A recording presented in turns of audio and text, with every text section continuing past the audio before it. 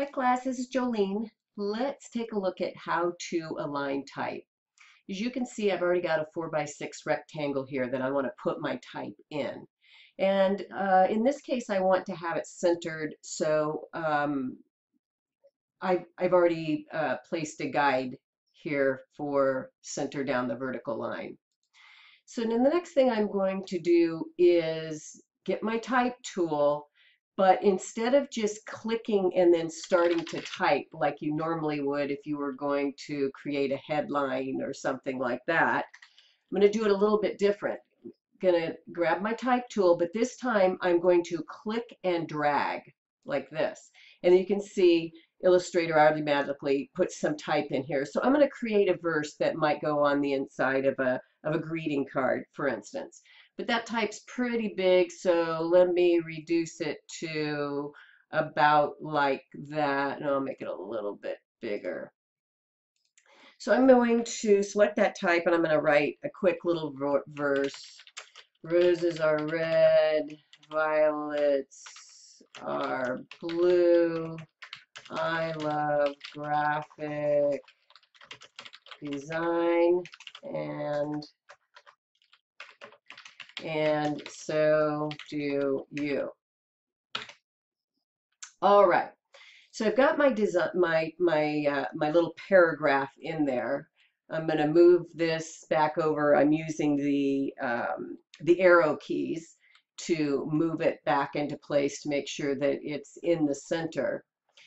And now I'm gonna make this type bigger so that you can see what happens when it's so big that it goes outside the bounding box that we've created. And you can see a little shape has appeared here telling us that there's type that is missing.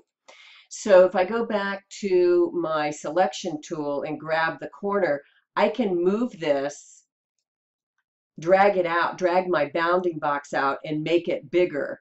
I can move the bounding box around like this, but I really need for this to fit inside, and right now it's not fitting. So I'm going to make this smaller to something about like this. Nope, still too big. Maybe 24, and then I can close up the size of that bounding box, and you can see if I make it smaller, the type is going to continue to wrap.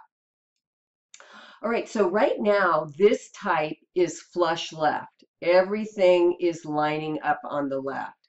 If I want it to be centered, I select it and then I use the paragraph palette, which is right here. It has that paragraph symbol. If you don't see it in your palettes here, go to Window and choose Type and then Paragraph.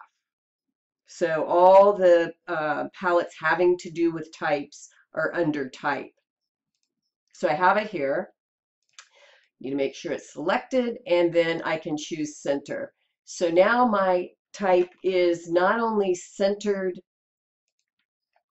for the guide, but also within this bounding box. If I want my type to be flush right, I click right here.